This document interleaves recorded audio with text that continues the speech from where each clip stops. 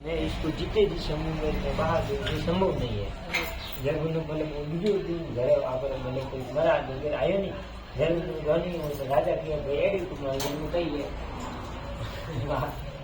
मैं उनके भाई एड बोल में कही है जिसको मतलब गांधी संता बनी थी तो पति बंसी की जो आता आज जिलो से माते दिया है आज मेरी उनकी समय समय रहा है समय कई वो दिखाई पठान राजा ने उसी समय रानी से कहा कि चलो हम तुमको नहर कोई एक दिन फिर वहाँ तुम वहीं रहना। रानी ने कहा कि मेरा नहर तो कोई नहीं है वहाँ किसके यहाँ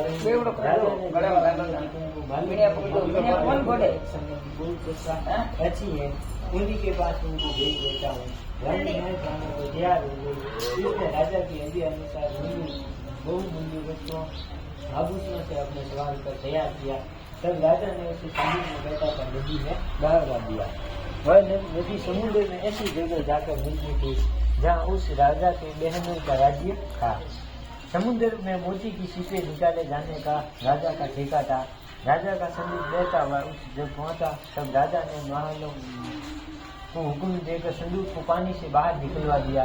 उसे महल में भेजकर हुक्म दिया कि संदूक को अंदर मेरे सोने के कमरे में रखा जाओ, तब तक मैं जाऊं इसे कोई छुपा नहीं लेगा। राजा के श्याम नगर में संदूक पहुंचने रानी ने सुना कि राजा ने उसे समुद्र तक आया है। तब वहाँ फौरन उसे देखने के लिए चली गई। उस समय पहरेदार वहाँ से हट गया था। रानी ने कौतुक में संदूक खोला।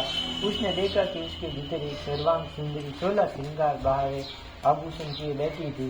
रानी ने अपने जी में सोचा कि अगर राजा उसको इस दशा में देखेगा तो इसी को होकर रह जाएगा, मुझको त्याग देगा। इसीलिए वह स्त्री का उलिया बिगाड़ कर संदूक में बंद कर देना चाहती थी। तब वह राजा बाहर से महल में आया। तब उसने रानी को अपने सोने के कमरे में बुलाया और पूछा कि क्यों रानी, तुमको देखा इसमें क्या है? रानी ने जवाब दिया कि मैंने कुछ नहीं देखा, सुना है कि क्या नहीं है। राजा ने रानी के सामने संदूक खुलवाया तो उसमें फटे पुराने कपड़े पहनी हुई भिखारिन सी दिख पड़ी थी। रानी ने कहा कि यहाँ तो कोई विधवा से भिखारी नहीं जाती की दिखाई देती है। यहाँ की वो संदूक है बक्सो खोले में फटे पुराना कपड़ा पहने भिखारी टाइप दिखाई दी थी। दरबार रानी होती है भाई तो कोई है कि मतलब भिखारी है लेकिन बाद में बहुत बड़ी रानी है कि राजा रहती थी रेशम माता हाथ पर जो करती उन हिसाब को रेशम माता घर में खुद मतलब प्रगट है बक्सा में जब आगे बढ़ते और खाना पाती रहती। राजा ने रानी के कहे अनुसार उसे कारखाने में भिजवा दिया। एक दिन रानी की सहेलियां नदी में स्नान करके दशा माता के गड़े ले रही थी। ये गड़ा उसका भी अजीब था। वे इसी विचार में थी कि वहाँ किसको दिया जाए। देव योग से उसी समय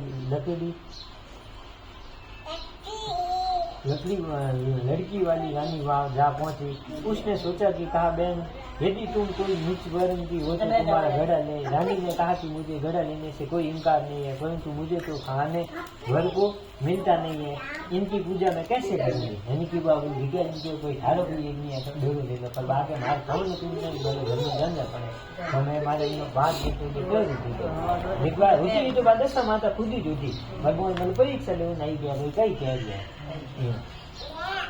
वे बोली कि तुम इसकी चिंता मत करो, हम रोज इस जगह स्नान करने आया करेगी, 9 दिन तक कथा कहा करेगी, तुम भी नित्य कथा सुन जाया करो। 10वें दिन पूजा होगी जब दशा माता खाएगी तो अवश्य तुम्हारी दशा बदल जाएगी। रानी ने श्रद्धापूर्वक दशा माता का ध्यान करके गला ले लिया। उसी दिन रानी के पति को यह चिंता उत्पन्न हुई कि रानी को संदूक में रखकर बाहर तो दिया था परंतु उसका कोई समाचार नहीं मिला। क्या हुआ? इसी तरह उसकी चोट लग गई क्या? अस्तु राजा एक नौका पर सवार होकर नदी द्वारा यात्रा करते हुए अपने बहनों के यहाँ जा पहुंचा। संध्या को बेल वगैरह कर वहाँ से लौटने लगा तब बहन से बोला कि मेरा हाथ पैरों में बहुत दर्द है, किसी दबाने वाले को बुला दो। હું તો ખાતો આપણે બંને જીવો ખાતો હું તો બે કે ગરબા આવું તો ઘણું નથી કે આપણે કઈ કરતી બદસમાં તો પાર કરતો લે કરતી જે બહુ કરતો કહીને મને છોડ દીધી આ ગુજારી જો ધારણ કરી આ કઈ દશા માતા है घर बाटे के लिए छोटी नानी में बोलता नहीं बोल आ पालो डूनो डूरो है तो तोड़